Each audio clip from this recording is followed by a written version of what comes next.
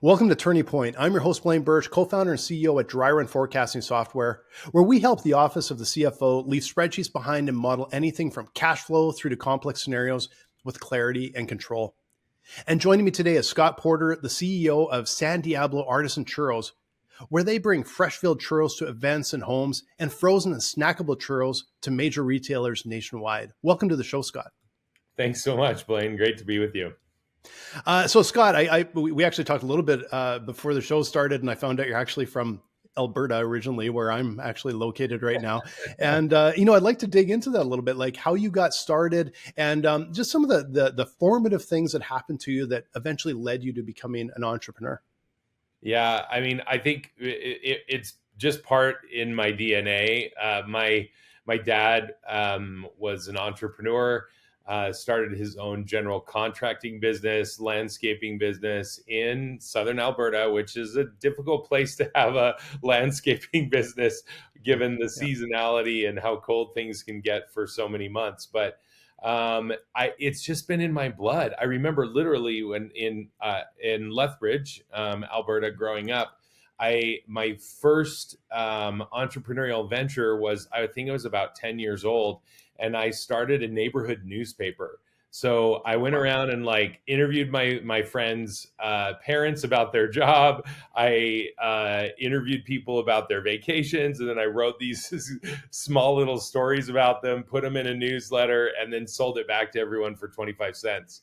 Nice. And it was it was just something that has always been. I've always wanted to do branch out, go into things that hadn't ever really been done before, create something from scratch has always been my MO. And so then that just kicked off a life of crazy, wild, unexpected entrepreneurial adventures that are pretty atypical and pretty non-conventional career path is what I've had. So it's kind of, it all started in my office underneath the stairwell in our basement in Lethbridge, Alberta.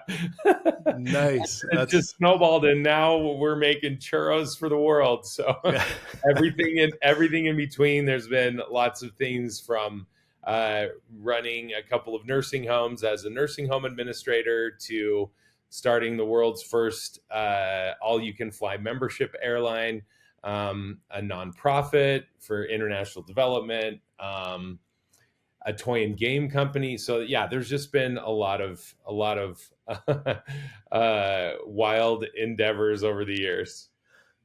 Well, let's dig into some of that, because that's really some interesting, and it's funny because a lot of the entrepreneurs I talk with, the one thing that always seems to, be a line that connects all of us is we're always looking for opportunity. And when you're spot opportunity and you just kind of like a magnet kind of sucks you in, so often it's it's rare that it's like, I did this and then I stayed in the same industry and was smart enough to do that. Usually it's like, no, I'm going to do something totally different, and I'm smart enough to somehow do it. And it never is as easy as it sounds.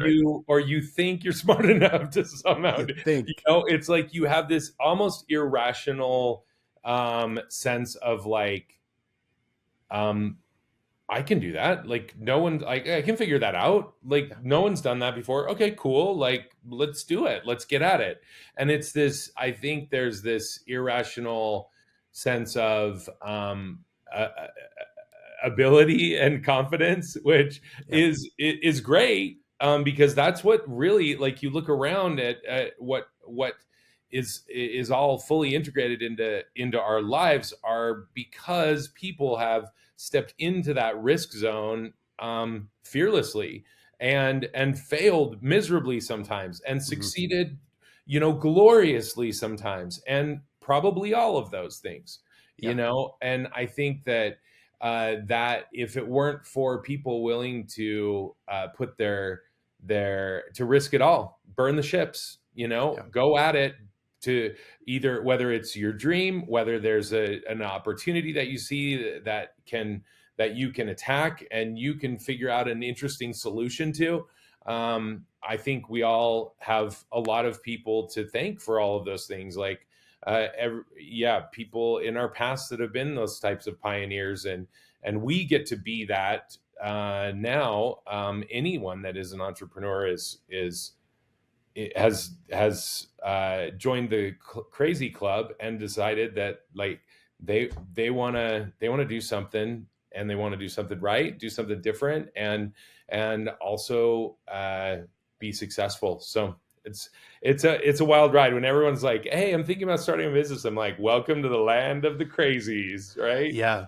And it would be, it's almost like, in my heart, I'm almost like, should I tell them how hard it is? Are you sure? You know? I'm always And like, "Are you sure? yeah, Like, are you ready for this? Yeah, like, do you have a strong stomach because yeah. and a strong heart, And they're going to do because it it's anyway. take it out of you, and you Yeah. do it anyway, You do right?" it anyway. Yeah. Yep. It's funny how, uh, the risk that entrepreneurs take it's high. It's really high, especially innovation entrepreneurs, right? Like starting a business, and I've done that before. You start a business and it's in an industry that you understand and you have clients and that. There's risk, but it's not quite the same as what I would say an innovation one, where you're building something and finding the market. It's just like the Right. risk there is so high. Yeah. And yet entrepreneurs kind of go, yeah, but I can play those odds because I've got some opportunity, or I've got an angle, or I've got something that can, you know, push the odds in my favor. So like I'm, for one, is like, you won't get me at a slot machine because I'm like, I can do the math there. There's no way it's that Right. doesn't add up. And then over here, I'll be like, oh yeah, but I can play it. I can make the odds in our favor. It's like, I don't know if it's rational, Yeah. but somehow that's how you look at things, right? I know. It's that, again, it's that kind of irrational um, belief that actually, if you start to get like, uh, psychological about it, and go deep into that, it is, I love to, I mean, we joke that it's irrational, but that belief in yourself and in your ability, and in each of us, that we have the ability to be the architects and of our own destiny, and have those, and can, like, each one of us has that in us, Yeah. not just the entrepreneurs, like everyone does. And Yeah. so how do we nourish that in each other? And I think that's why you do podcasts like this, right? It's like other entrepreneurs come on and they're like, yeah, that's me, or I feel that same way, or oh my gosh, I can't believe that. There's a relatability, absolutely, but I also believe in the power of human potential to achieve, like there's that, one of the most famous TED Talks is about ikigai, which is like your reason for being, Mm. discovering your reason for being, and each of us has that ability to achieve that divine potential. So I think there's a lot, there's so much that I learned about life through the entrepreneurial journey. There's just something inside that is undeniable. Like, I've tried a corporate job for a bit, and I couldn't wait to get out. Yeah. Like, it was a great experience, and I was able to contribute in a meaningful way. But then when they were doing voluntary layoffs, I was like, first in line. Like, I was waiting for that email. Like, oh my gosh, I like respond, because I wanted to make sure. And Yeah. now, get out of that and get on with what is. It's something, if it's in you, you just can't deny it, and you have to move forward. Yeah. It's like, for me, it felt like it was on autopilot. I don't even know, the first sort of endeavor, if I never even thought about it, never considered myself an entrepreneur, just sort of went and did it. Like, just like a magnet draws you in. So what was this? So you had that kind of corporate job and everything. What was the first, like, when you're actually in like adult in the industry, you've had this sort of corporate job. What was that first entrepreneurial endeavor? Like when you left that job and you said, I'm taking that package, what was the first thing you did? Well, So, I mean, like I said, almost everything that I've done professionally has been entrepreneurial in nature. So, Hmm. even prior to that corporate job, out of undergrad, I took a job as the first employee with a PR agency in Seattle. So we were like starting it from scratch. Just my boss, Paul Owen, and I, like, and his dog Bob, and Yeah. we were working to build the agency. And so Hmm. then I went back to business school. After business school, I took a position working for a large nursing home company Okay. whose whole model was to essentially give you as the leader full P&L responsibility, basically your own business, which was a nursing home in Southern California. And their model was to turn around distressed properties Okay. and to make them profitable, reputable, desirable to be in. And that was something that was surprising to me because I had no aspirations, career aspirations to work in a nursing home. But there was something that I loved about the idea of management experience out of the gates, like Hmm. this, you're running your own business. So it was that entrepreneurial experience, and we were doing something that like really made a difference in people's lives on minute to minute. Hmm. And so that also, I did that in two different nursing homes in Southern California, and it can take a lot out of you. It was Yeah. I could go into when it was good, it was great. When it was really tough because of other challenges that I took, that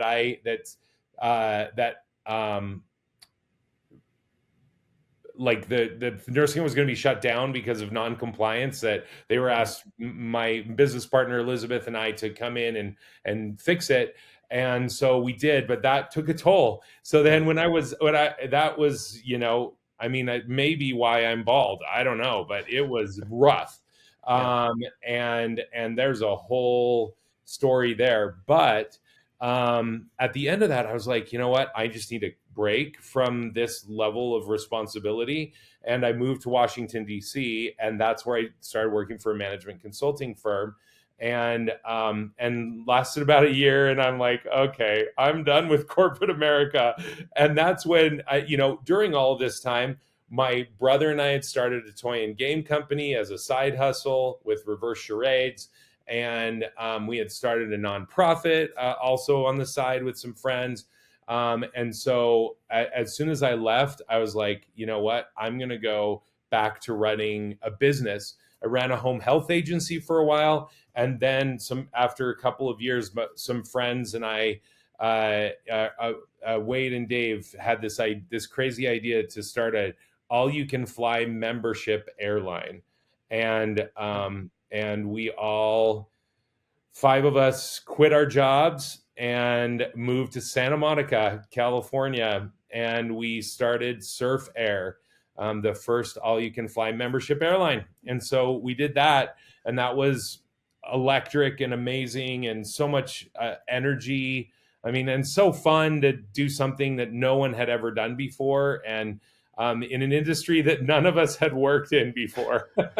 So you talk about, like, I remember it actually was my birthday when the three of us, Wade, Dave, and I, like, started. We got into an incubator. I remember we sat down in their apartment. We had this like blank whiteboard, and we're like, okay, we're going to start an airline today.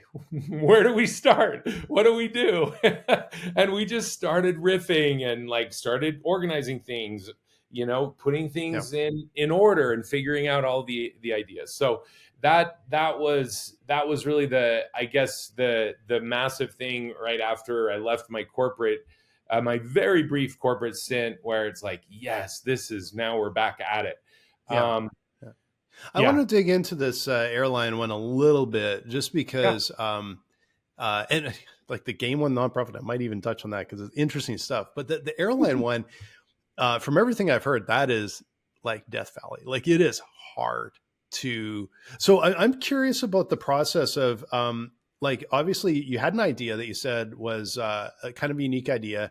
You saw an opportunity there, but then how did you actually go, okay, like we don't know what we're doing, but we see an opportunity.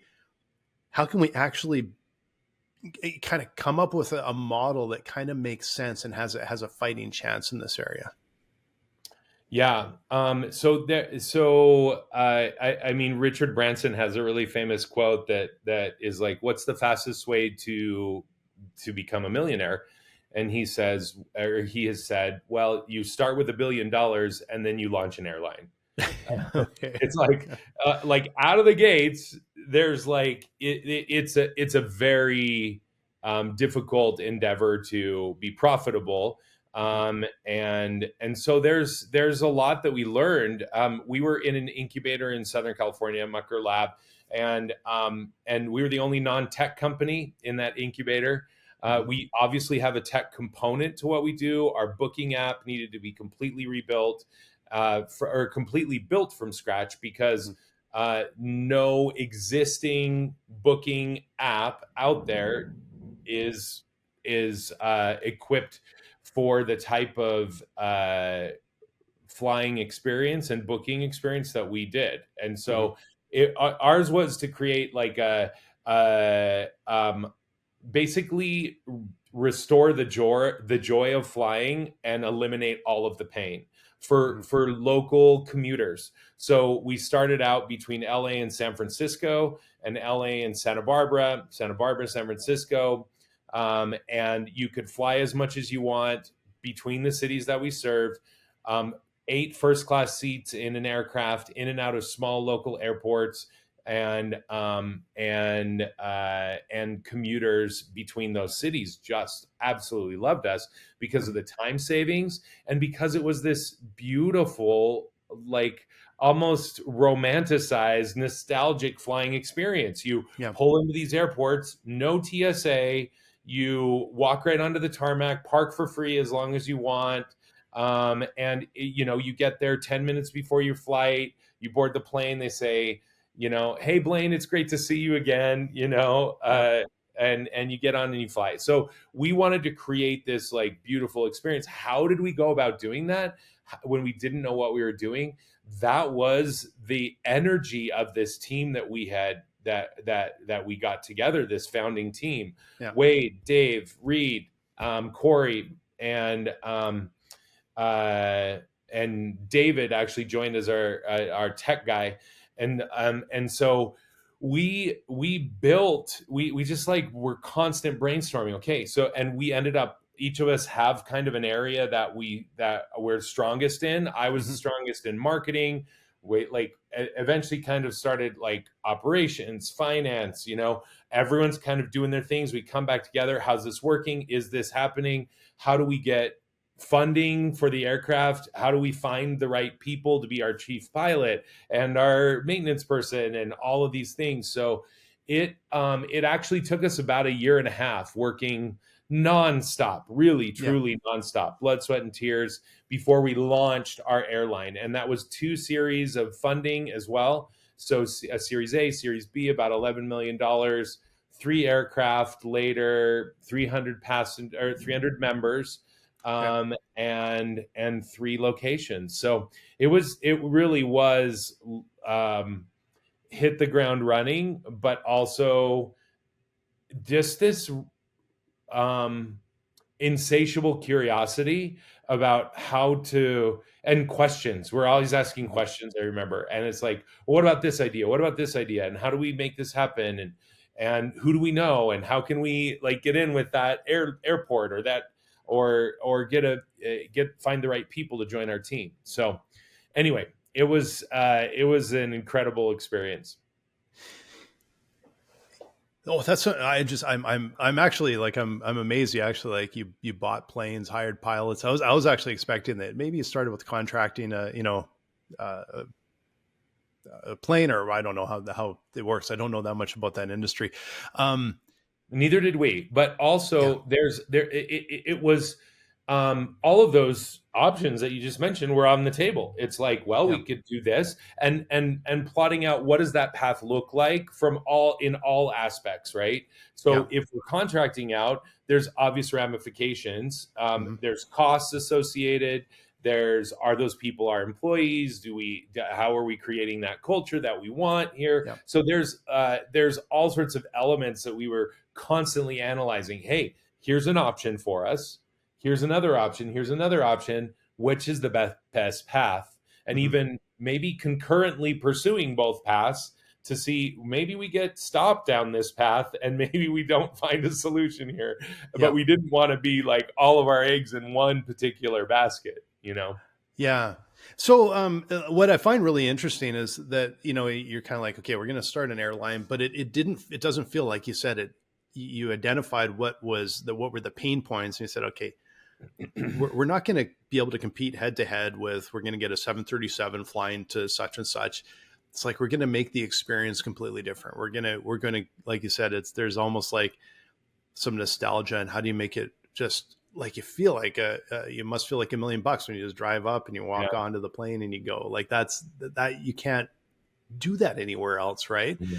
um Well, and but I imagine there must have been some challenges in that. Like, was this something that you were able to sort of scale and sell, or was it something that you're like, this is really tight, like this is hard to move forward? yeah, that, I mean, there's challenges with that particular business, just like there is with any, but that there are some special nuances and difficult challenges with the airline business. I mean, there and especially what we were trying to do. I mean, for example, my responsibility was over marketing and member experiences. So crafting this type of standout, distinguished, elevated type of flying experience. Hmm. Uh, but for and we had to get people interested in Surf Air, but we couldn't actually pre-sell memberships because it is illegal to do that before you have your FAA certification. Oh, wow. And Okay. so my particular challenge when starting the business in my role was, guess what? You get to be the marketing director, or marketing, the CMO over Surf Air, and and you have to like tell people and sell the sizzle for like a year and a half, 2 years. You can't even say that you can't even offer to sell them memberships. Hmm. You have to say coming soon, so get on our waiting list.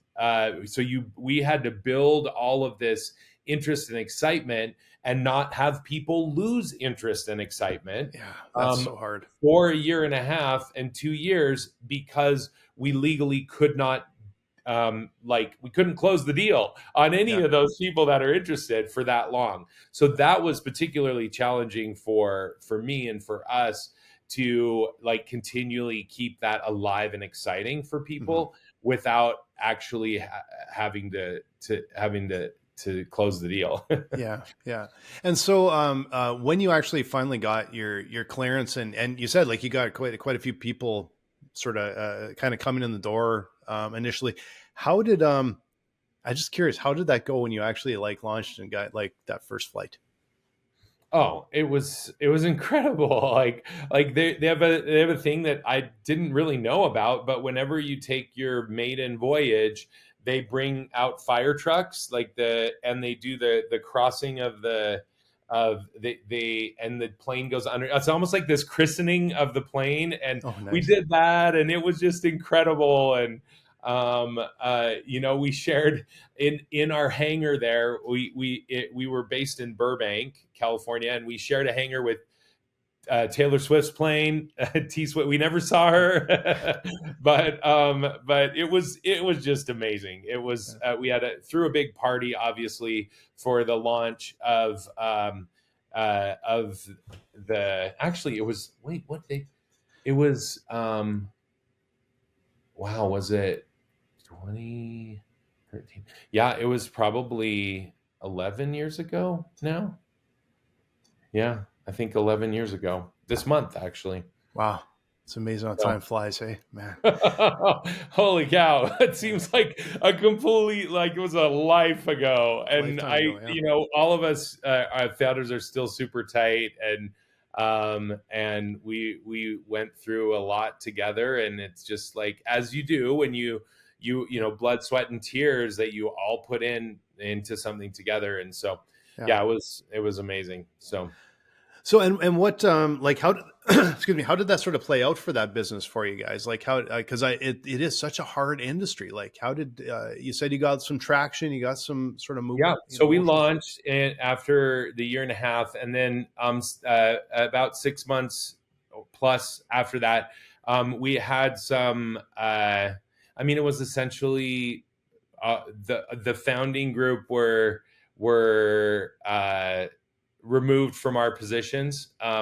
There was we had. I mean, it's a long, deep story that we Yeah. could go into of what happened with the relationship with our venture capital investors, Yeah. and so they ultimately wanted people to come in and run the business that did have industry experience, and we were able to get it going and literally get it off the ground, and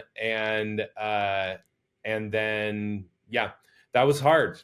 Yeah. There's in a lot of ways it was essentially a bit of a hostile takeover that you hear about, and oftentimes you'd hope that they would keep the founders around and with all of their commitment to what you're building, and find new roles for them. That was not the case for us at Surf Air, and so it was hard. It was really Mhm. hard to see your future involved in. You could visualize where this was going, and to then all of us feel like the rug was pulled out from under us in a lot of Yeah. ways, and so yeah, so but it certainly launched each of us into different opportunities for impact and growth and development and Yeah. fun new opportunities like what I'm doing now that I never in a million years imagine that I would be doing. And even as 9 years later after we started the churro business. So yeah. Yeah, and it's unfortunately that happens all too often. Like we've I've seen that so many times where the founders and are sort of replacing a business because quite frankly it's like the investors sometimes think they're smarter than the founders, but they're not in there day to day.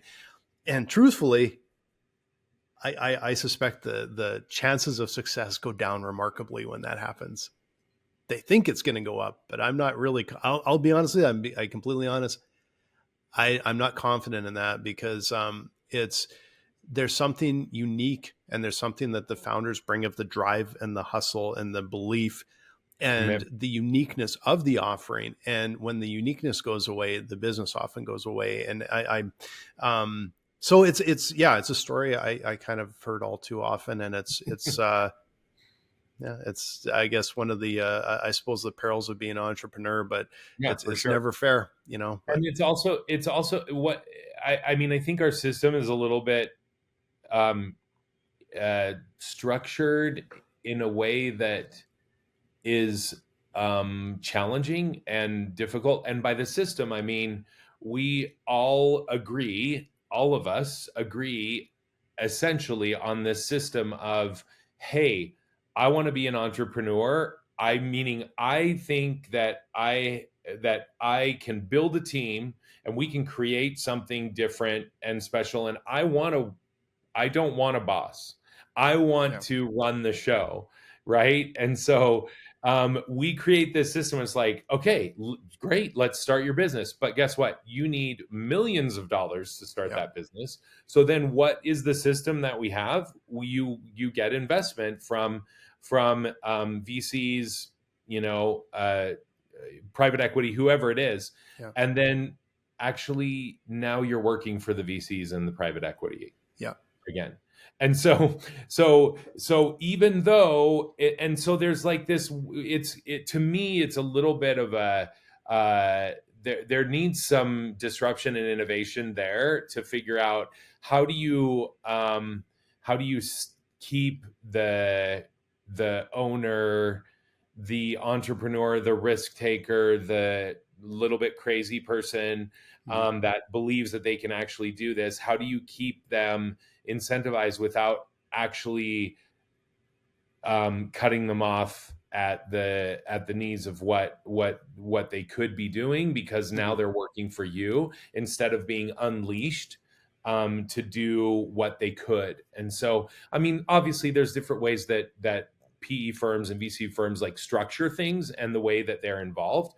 But I think that we could do. There's a better model out there for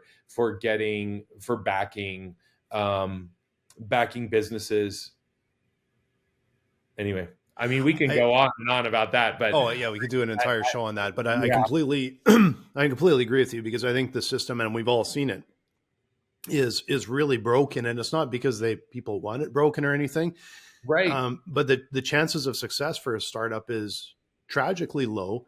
None of this ever happens. None of this innovation happens without the founders, and somehow the founders, their success is even lower. It's just, Yeah. it can be really really hard, and I think I think the system could generate a lot more successful businesses and create a lot more jobs, um, if there were some things I think fixed, or changed, the culture of it changed. But Yeah, anyway, agreed. that's, like I said, they could do a whole show on that. But Yeah.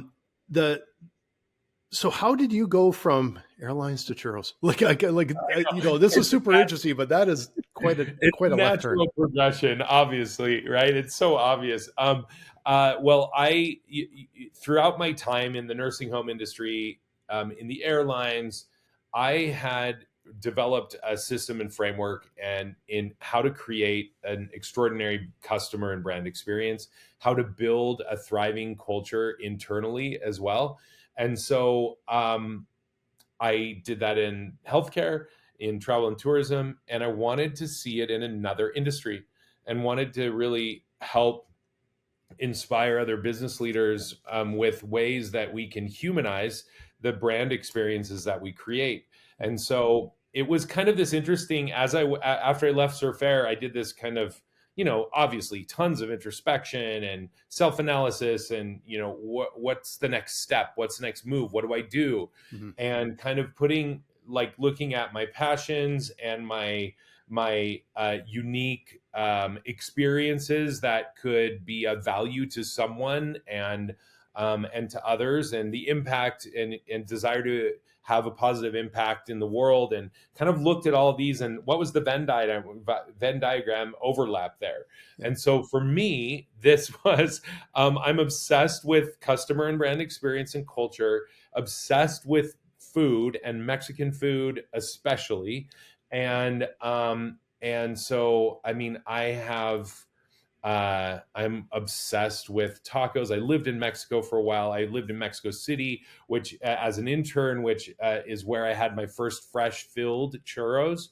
Mhm. And so I've never been the same since, and it's always never the thought had never left my head of the similar types of thoughts that you have when you go traveling, and you're like, why can't we have food this good back home? Yeah. So I had these fresh filled churros in this magical little part of town. Actually, I have Mexico City map here on my wall. It's in Okay. the southern part Nice. of the city called Coyoacan. It's the street food capital. And I was like, had these fresh filled churros and thought, oh man, I haven't lived up until this point. This would be irresponsible to not bring something this delicious back home. Why do we have such lame churros at home that you always think they're going to be better than they actually are? Mhm. And so that was an idea that was planted a while back. So after Surf Air, all this, introspection and that surfaced again, like, we could really create something special with churros. No one's ever done this. Yeah. No one's ever brought filled churros to America in a way that has a whole experience around it that makes people feel special and different. and really elevates things, elevates their churro game. Yeah. And so we're like, let's do it. Again, the irrational, right? Like, no one's ever done it. Like, why not us? Let's figure it out. I've never worked in the food business. Great, let's go. That's, yeah, such a familiar entrepreneurial, like, this is what we're going to do. And somehow, and I know, like, I would be the way it was like, well, we built an airline, churros must be easy. Like, it's a little bit of, Exactly. No, literally, that's so funny that you mentioned that, because we'll get together at like Five Guys or, go out to eat or something every once in a while. And we're like, we just built an airline. I mean, maybe we could do anything. I mean, and so again, this irrational sense of, there's no like, yeah, it's just, there's, I just believe that we can tap into this idea that, yes, and not just us, that's the thing. Anyone can do anything. But you do need resources, and you need the abilities to be able to do it. But absolutely, like anything's possible. So yeah, we launched it. It was so crazy how it started out. We were my friend had said that there's like this harvest festival here in Utah, which is where we launched, and it was this time of year, like literally 9 years ago. And he's like, hey, maybe you should go to this harvest festival in the fall and launch there. Okay, cool. I call him. I see, hey, you're looking for food vendors. She said, yeah, great. What do you guys sell? I said, artisan filled churros. And she said, wow, it's been my dream to have filled churros at Corn Bellies, was the name of the festival. yeah. And I said, no way. Well, your dream's about ready to come true. Let's go. Nice. And she said, that's great. How long have you guys been in business? I said, well, we'd be launching at Corn Bellies. She was like, oh. I could obviously see that she was not going to be down with that. I said, okay, so look, why don't we do this? I will bring you and everyone that's involved in the decision-making process churros to sample, all of our flavors, fresh. We'll make them for you. And then you guys can decide if you want us at Corn Bellies. She said, that'd be great. We're meeting in 3 days to make the final decision. And there's going to be 15 of us. I said, she said, we'll see you there. I said, great, fantastic. I was like, I had only made the recipe twice. We didn't have a name, no look uniform that you see here. Yeah. Immediately I called my friend Mindy, who just left her job at Goldman Sachs. I'm like, Mindy, and she was now pursuing her passion of baking after being a VP at Goldman Sachs. And I said, Mindy, I think I'm starting a churro business. What are you doing all day tomorrow? I need to figure this out and make churros with you. Are you down? And so it just launched this 3-day blitz of, showing that we're a business and a name, and here's our food, and feeling confident about it. And they said, well, so we did the testing. They said, we love this. We actually think you should have 2 booths at Corn Bellies. So can you bring 2 of your booths? I'm like, absolutely. We didn't even have 1 booth. Yeah, just wanted to buy booths. And so here we go. Yes, of course we can bring our 2 booths. So yeah, it was just, that is kind of a snapshot into how things have gone for us at San Diablo. There's opportunities that are created, opportunities that you create, and there's kind of a sweet spot in between all of that too. So yeah, it's been wild. So did you start this, like, was it on your own, or did you bring in sort of some partners initially, or how did you kind of get this off the ground? Yeah. So, I mean, like I said, Mindy was the first person I called, and she really, after we decided that we were doing this, it's like, okay, we're launching in 3 weeks. We have to hire 30 people. We have to, and the festival's 2 months long. And so we didn't exactly really know what this was going to look like afterwards, other than, I will use this as a marketing tool to launch our catering business. And so let's get lots of exposure to people And when they ask us like, where are you guys located, we'll be like, hey, we go where the party is. Do you have something coming up we can cater? And so use it as a marketing tool to get in front of people. And so immediately once they said, can you bring two booths? We're like, absolutely, of course we can. We have a lot to do in the next 3 weeks. We did a launch party, hired 30 people. Like as soon as we got that clearance, I called my other dear friend, Tracy, who had just graduated with her PhD from Pepperdine. And she was dating someone here in Utah, and was kind of in between things. And I said, hey, Trace, I know this is crazy. You just got your PhD in learning and development and in training and development. And I'm like, I, I just need someone that I trust for 2 months. Just help me for 2 months, be a manager over our team and like get this crazy idea going. She's like, yeah, that sounds fun. Let's do it. And so the three of us, Mindy and Tracy and I, launched really San Diablo, and we found great team members. We hired awesome people, trained them, and then, and things just evolved from there. And, 2 years later, Tracy was still with us.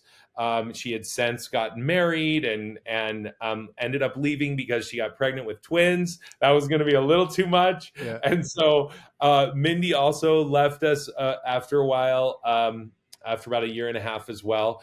But they really were so foundational for, like, their fingerprints are all over San Diablo, and our conversations, and even deciding to like serve our churros in little mini shot glasses at catering events. Like all of those ideas came from that team of and from other members of our team that sacrificed a lot and believed in creating something really special for people. And it's just been so fun to see how things have evolved over the years from those early days. And so I know, like, when I was introducing you on the show, like we had a little summary as you were telling me about the business, and you still sounds like you still do sort of live events, but then you also now have frozen, and you. That's right. Yeah. So, I mean, we've literally made millions of churros over more than 8,000 events over the past almost 9 years. Food truck fairs, festivals, all of those sorts of things. And then last year, we decided to dive in head first, full speed ahead into the consumer packaged goods, the CPG space. And we have 2 lines of churros with our goal to fill lives with happiness, and just one churro at a time, and make the churros delicious, high premium quality level churros available whenever you need it, whenever you want it, and wherever you go to get it. So we have a whole line of churros. This is our take and bake churros. Okay. Or these are our take and bake churros. These are found in the grocer's freezer. They're already fried, filled with dulce de leche. All you do is pop them in the air fryer or the oven for a couple of minutes. You have hot, fresh churros. Nice. So super easy. And then just a couple months ago, we launched what we are calling our itty bitty churros. So these are crunchy little churro bits that are shelf stable. I have some in here. Oh, wow. And here's what they look like. This is like a little sample size, but they're like the size of the Corn Pop cereal, or Captain Crunch. But they actually are little mini micro churros that are crunchable, or that are crunchy, snackable. You can eat them on the go, wherever, road trip. They're delicious on ice cream, insane with popcorn. But yeah, so this puts us in 2 different spots in the grocery store, right? So if you want to make your own hot, fresh churros, great. We got you. 5 minutes. You want to grab some on the go because you need a sweet little treat?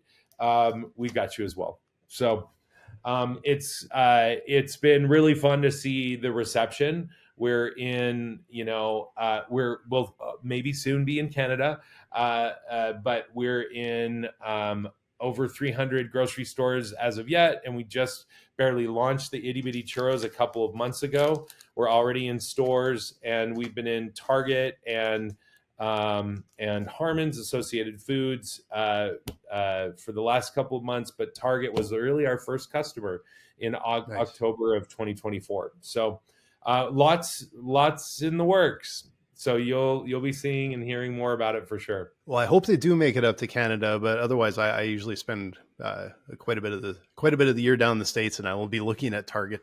I'll be making a special trip over there. Absolutely. Yes. I'll send you some so you don't need to be left wanting. I would love that. I would love to try them. They sound amazing.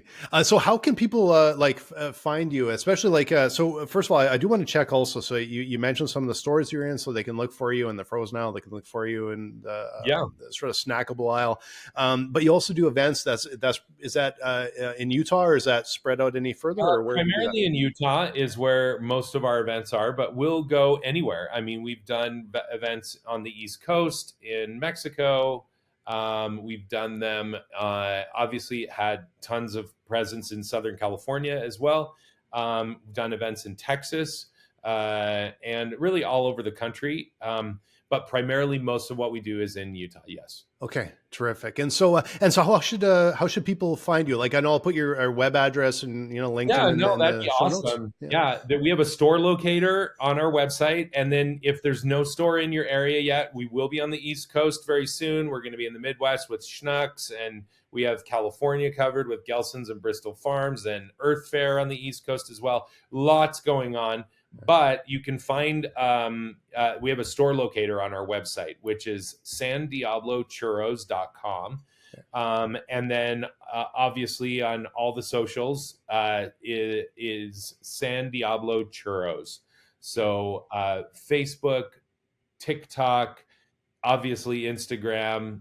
Yeah. So you can follow our story there and see all of the news and fun content that we have on there. We Costco. I don't know if were there churros at the food court in Costco in Canada. In America, they were all over. Every Yeah. Costco had a churro in the food court, and then last year they discontinued them. So we held a memorial service for a fallen brother, Costco's churro, and everyone wore black. But we were there for people in the time of need, and gave them churros. That all is not lost. Everything's going to be just fine. So that was we had some fun with that. Oh, that's great. I don't think they're in Canada, but I'll admit I just sort of give the passing glance as I'm walking through the Costco at the big board there.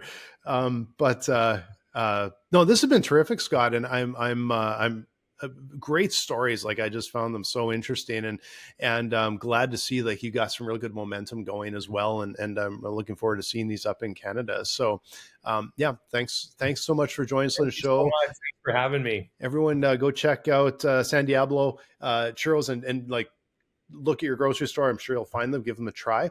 And I also want to mention, if you are a CFO or you're on a finance team and you are stuck in spreadsheets to forecast where your business is headed, come and visit us at Dryrun.com. We're going to give you something that's going to be a lot faster, a lot easier to do, and something that you can present to management that they're going to understand. So visit us at Dryrun.com. Thanks again, Scott. Really appreciate it. Thank you. Thanks, Blaine.